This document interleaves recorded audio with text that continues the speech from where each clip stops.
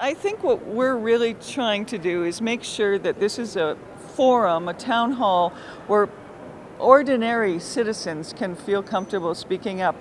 We know what people think Wexiters think. We know what people think who are happy with the status quo. They've been pretty articulate. What we don't fully understand is, what do people between those two polarities want? How does this affect them? How do they see it? How do they frame the questions? What do they think is possible? What would they like to see?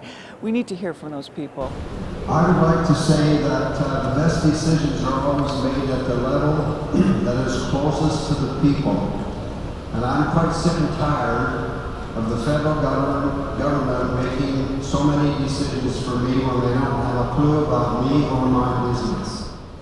I think it's insane that we borrow money to pay equalization payments.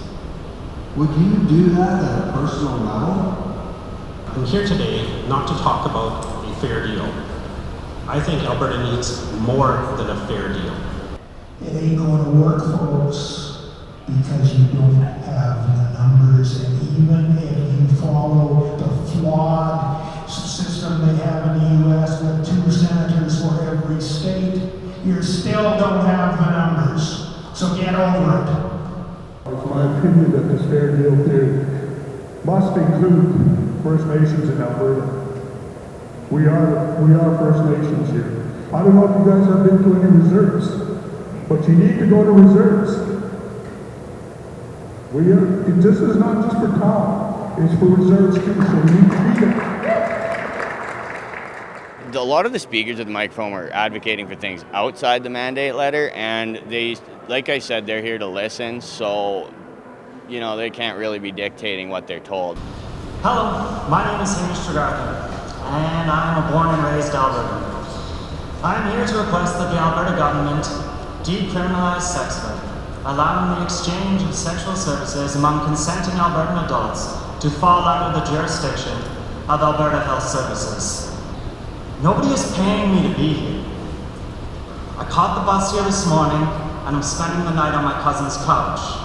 There were a couple of speakers that I felt were quite off topic, but they let them talk, right? I mean, this is about civil discourse. This is about having a civil discussion and having everybody express their opinion.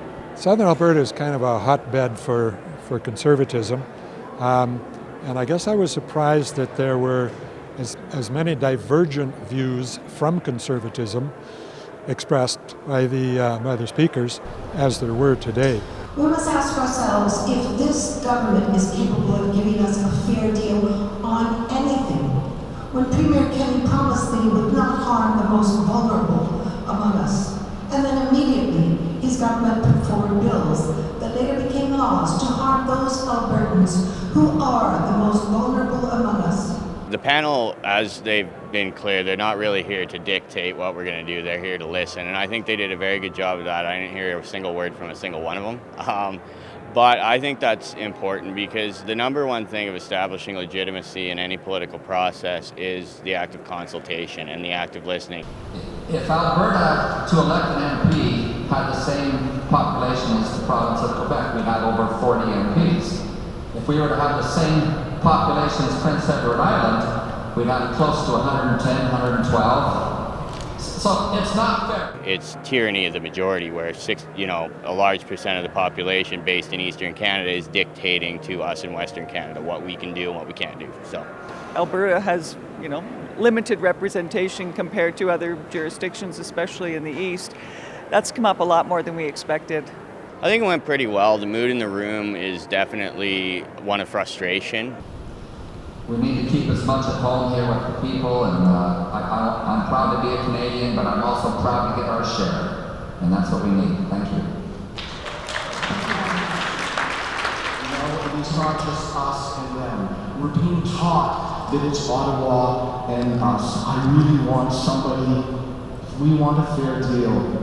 And we must ask this of Ottawa too, is I want the courage in our politicians to say to the person across the aisle, oh, maybe you have a good idea. It was a very interesting evening.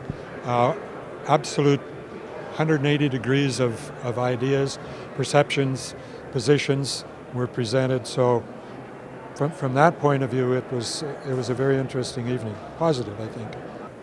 We've got 6 more town halls. We've got one next week in Grand Prairie, and then right after Christmas and the New Year, we have 5 more. And then the panel will file its report, also with online consultations, and they'll file their report at the end of March.